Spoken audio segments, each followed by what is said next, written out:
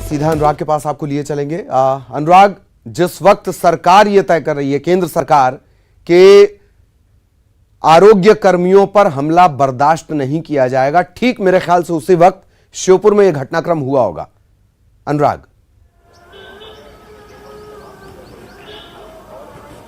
बिल्कुल, देखिए उसी समय ये घटना हुई है, आज की ये घटना है, लेकिन इस घटना की भी जितनी निंदा की जाए वो कम है। और यही कारण है कि इस तरह की बढ़ती घटनाओं को रोकने के लिए अब केंद्र सरकार ने जो बीमारी महामारी अध्यादेश है उसको लागू करने का फैसला किया और इसके तहत 7 साल तक की सजा और 5 लाख तक का जुर्माना लगाया जाएगा। सबसे बड़ी बात है कि इंदौर के बाखल टाटपट्टी में जिस तरीके की घटना हुई थी और वो देश भर में सुर्खियां भी बना था और इसको लेकर चौतरफा निंदा हुई थी कि जो मैं आपको रोकना चाह रहा हूं, आप लगातार लाइन पर बने रहें।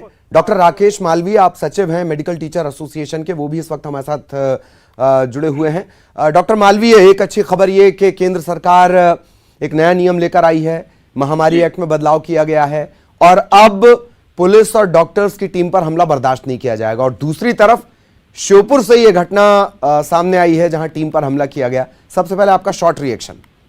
मेरा रिएक्शन यही है कि मैं उन सभी मरीजों से और संक्रमित व्यक्तियों से, उनके रिश्तेदारों, सहयोगियों से यही मेरा निवेदन है कि कृपया करके हमको गलत ना समझें। हम आपको, आपके परिवार को, आपके साथियों को बचाने के लिए ही दिन रात 24 घंटे ये काम कर रहे हैं। हम आपकी सेफ्टी के लिए आए हैं, कृपया करके हमारे साथ सहयोग करिए। अगर आप हमारे साथ ऐसा व्यवहार करते हैं, आप हमारे साथ दुर्व्यवहार करते हैं, हमारे ऊपर पथराव करते हैं, तो इससे हमें तो नुकसान होगा ही, लेकिन मैं ये बात दावे से कह सकता हूं कि इससे आपको, आपके परिवार को और समाज को। मैं डॉक्टर मालवीय इस बात को थोड़ा सा और बढ़ा रहा हूं जी, और सवाल मेरा ये कि क्या अवाम इस बात तक को नहीं समझ पा रही है या उसे नहीं समझाया जा पा रहा है कि अगर आज के डेट में उसे कोई बचा सकता है तो वो सिर्फ और सिर्फ डॉक्टर है? क्या उसे समझा पाने में नाकामी है? बिल्कुल, मैं इस बात को बिल्कुल खुले तौर पर स्वीकार करता हूं कि ये प्रशासन की और हम सबकी, पूरे समाज की ये नाकामी है कि एक ऐसे समय पर, जबकि इस बीमारी से सिर्फ और सिर्फ चिकित्सक और स्वास्थ्य कर्मी ही उसको बचा सकते हैं, क्योंकि ये एक ऐसा युद्ध है जो हमारी सीमाओं के अंदर लड़ा जा रहा है और प्रथम पंक्ति के सैनिक चिकित्सक हैं। हम उनको ये समझाने में नाकाम हुए हैं कि ये बीमारी किस तरह से फैलती है, किस तरह से हम इसको रोक सकते हैं और कितने दिनों को के क्वारंटाइन करने से इस बीमारी से वो व्यक्ति स्वयं बचता है और दूसरे बचते हैं। कहीं ना कहीं क्वारंटाइन जैसे शब्द को लेकर सारा समाज इससे डरा हुआ है। उनको ये लगता है कि हमको ले जाकर किसी हॉस्पिटल के कमरे में पटक दिया जाएगा और वहां हमको कैद कर दिया जाएगा, हमारे साथ गलत व्यवहार होगा जी। हम उनको ये नहीं समझा पा रहे हैं कि हम ये कार्य, ना तो उनके साथ गलत व्यवहार होता है, ये शायद एक ऐसा कैरिकेचर खिंचा हुआ है लोगों के दिमाग में कि एक सफेद कलर की कालकोठरी में उन्हें डालने के लिए ये टीम आई है। ये बात सही है, हमने इसे बदलने की बहुत कोशिश की इस मानस को, लेकिन शायद जमीनी स्तर पर इस पर वाकई बहुत काम करने की जरूरत है। डॉक्टर मालवीय, प्लीज आप बने रहिएगा। मेरे सहयोगी अनुराग भी इस वक्त हमारे साथ बने हुए हैं। अनुराग, स्थितियां अगर यही रही तो कई जगह ये स्थिति बनी है डॉक्टर बनाम अफसर या डॉक्टर्स की नाराजगी हड़ताल की हद तक गई है। वो ठीक है, आइए मैंने फैसला ले लिया, लेकिन ये स्थितियां नुकसान करेंगी। अनुराग,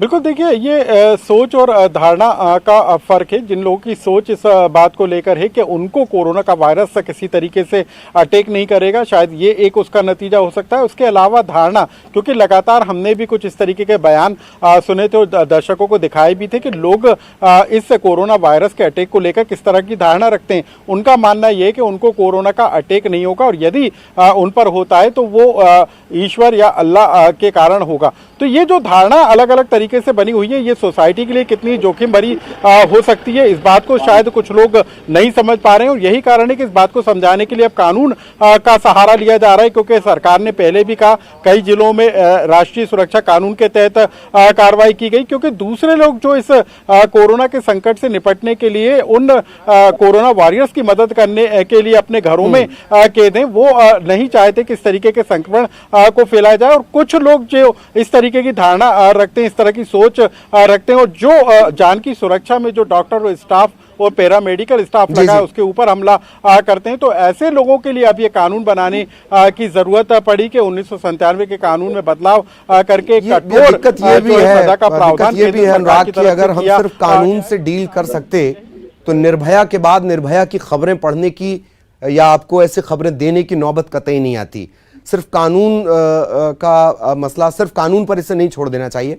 डॉक्टर मालवीय, मैं आपसे दो सवाल हैं। एक टेक्निकल है कि क्या वाकई आप तो जमीन पर जुड़े हैं, अभी जाते हैं, लोगों से मिलते हैं, क्या सिर्फ कानून से इसे हल किया जा सकता है? सवाल नंबर एक। दूसरा, क्या ये घटनाएं हमारे जो सच्चे कोरोना वॉरियर्स हैं उनके मनोबल को तोड़ती हैं, कमजोर करती हैं? डॉक्टर मालवीय जी, देखिए, पहला सवाल तो ये है कि आपका कि इस कानून से क्या ये घटनाएं रुक जाएंगी? तो मेरा ऐसा मानना है कि नहीं, अकेले कानून बनाने से ये घटनाएं नहीं रुकेंगी और हमको इसके लिए लोगों के साथ संवाद स्थापित करना होगा, लोगों के साथ बातचीत करनी होगी, लोगों को समझाना होगा, तभी हम इस तरह की घटनाओं को रोक सकते हैं। हाँ, कानून बना देने से थोड़ी घटनाओं में कमी जरूर आती है, इसमें कोई शक की बात नहीं है, क्योंकि जब लोगों को ये लगता है कि हम ऐसा कुछ करेंगे और उसके कारण हमको 7-8 सालों के लिए जेल जाना पड़ सकता है या बहुत लंबा हमको आर्थिक नुकसान हो सकता है,